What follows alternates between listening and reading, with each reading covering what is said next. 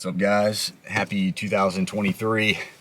And I shot into Fredericksburg. I'm on Princess Anne Street. Gonna do a walk around the 1200 block. A bunch of historic homes in the area. Gonna show off.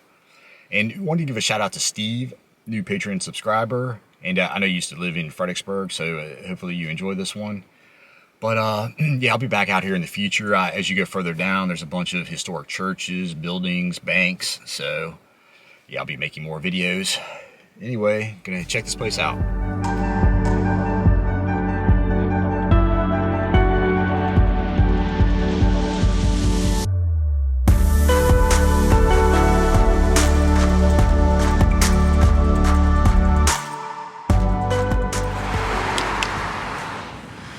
All right, gonna do my walk around in, like I say, Princess Anne Street, 1200 block. And I'm between Fauquier and Lewis Streets in the historic district, and we've got the Rappahannock River about 2-3 blocks down that way. And as you see, we're on a slight hill. And started off, this is the Douglas Gordon House, built back in 1801. And Douglas Gordon, he was the richest man in Fredericksburg during the Civil War.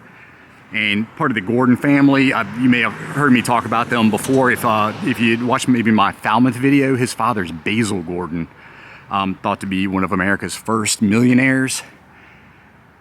He had a big shipping mercantile business over there, and pretty much it put Falmouth on the map.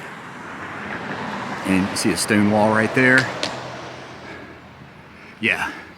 And yeah, I'm gonna walk around to the back of the house. There's a dependency back there that's still part of the property. And Douglas Gordon also had owned the property on Willis Hill, which after the Civil War was turned into the big national cemetery. And yeah, a couple more kind of old walls right here, concrete brick. And looks like some more ivy covered stone wall, and car coming. And little house right there goes back to 1933, the sign says. And that thing pretty old, don't know the story on that one, but yeah. So the Gordons, in a little side note, I learned recently that Douglas's uncle Samuel Gordon also owned a place over in Falmouth. His grandson named Cosmo Gordon owned the property on what became Loriella Park. He sold that off. And yeah, so I'm up on Charles Street. There's St. James House, home of James Mercer, prominent resident during the Revolutionary War. And you've got Mary Washington's house down there. And yeah, so here's the back of it. And it looks like maybe this actually might have been the entrance. I don't know, maybe had a little circle right there. Take your carriage up there, drop yourself off, and yeah, some sort of smokehouse, some sort of outbuilding, and pretty neat old hinges on that door there. Yeah. So anyway, just want to take a look at that. I'll just walk back down. And yeah, there's a pretty interesting story. Oh, I'll also quickly tell you, this was the headquarters of O.O. Howard, Union General, and he's the one Howard University was named after. And also, after the Civil War, this became, of course, a hospital. A couple divisions in the 2nd Corps for the Union Army. And 31 bodies were buried on the property. Later reinterred over the big national cemetery. And all right, so yeah, the interesting story with this place is that of course it was heavily damaged and looted during the Civil War, and the most valuable item in Fredericksburg was stolen, a big bronze equestrian statue. So when the Gordons returned, they saw the statue was gone. They thought it was gone forever.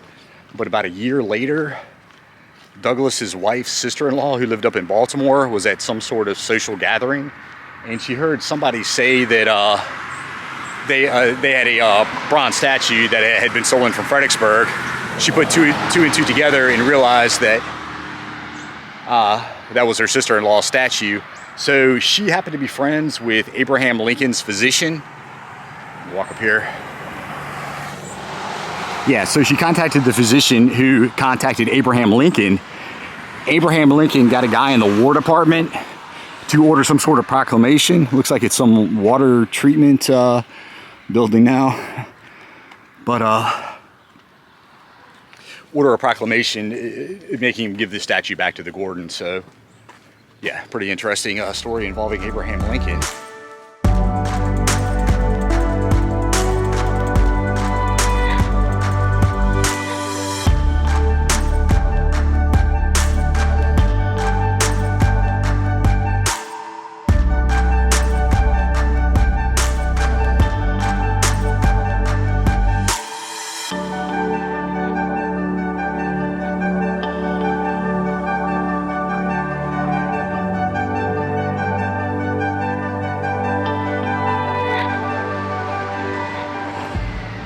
Terrace is back here leading up to, they call this the Sheppard House. I'll be getting to that one, but yeah, across the river there, pretty good shot of the, well, it's a little obstructed, but you've got Chatham Manor up on the Stafford Heights over there. I'll be visiting that hopefully this spring. And this empty lot here, there was a house stood here that was also owned by Douglas Gordon. Burned down 1871, and this stone wall and gate, they say, were the entrance, although it seems pretty close to that one. But just Dutch colonial house, kind of newer, kind of bungalow looking, stood there. And then up here, the Kenmore Inn, a big bed and breakfast here in town, and probably a good place to stay if you want to visit Mary Washington's house, Hugh Mercer's apothecary, and so on. And original house on the property was built 1791, also burned down. And then the current house was built 1824 by a single lady named Rebecca Lomax. And she lived here with a bunch of her sisters. They lived here.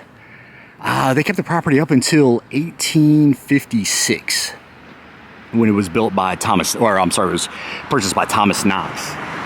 And they lived here for several generations, up into the 1900s. But they've got a pretty interesting story. 6 of his sons fought for the Confederacy. Nobody died.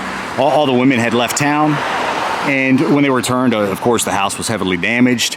And while all this was going on, the sisters had written a diary that was eventually discovered and turned into a book called The Circle Unbroken. And so if you want an idea of what life was like in Fredericksburg at that time, I would check it out. I know they sell it over at the Lewis store, which is a block over on Caroline. And also, I'll tell you also, in 1971, this place was set for demolition. The big executive building, for anybody in the area, over off Caroline Street, kind of Fredericksburg's only skyscraper, big 6-story building, was slated to be built here. But yeah, luckily they were able to have this preserved. So yeah, and across the way there, I'll give the story on the Sheppard House.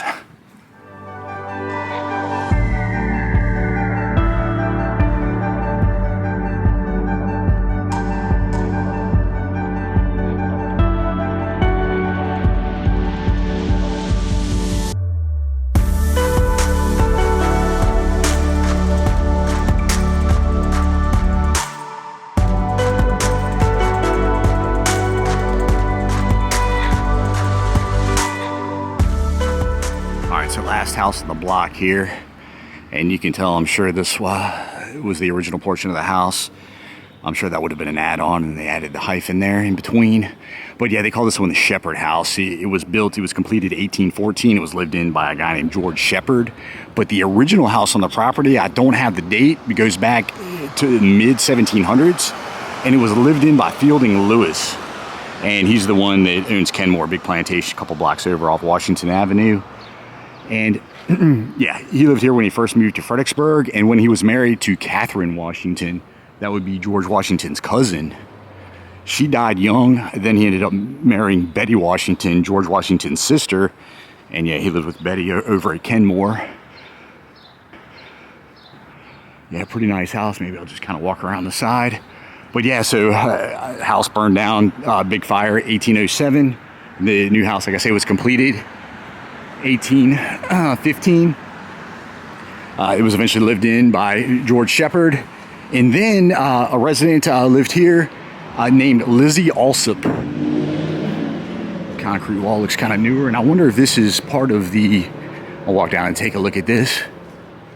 Well, yeah, pretty stately building. Pretty neat little bracketing on the cornices there. Plenty of chimneys. And yeah, so Lizzie also was a 15-year-old that lived in the house during the Civil War, and she also wrote a diary. So you've got Lizzie Alsop writing a diary. The third prominent citizen was Jane House in Beale, and she's got a house further up Lewis. That's where she lived. She also wrote a diary. So, and the Alsops were a big family in the area, big family in Spotsylvania, actually.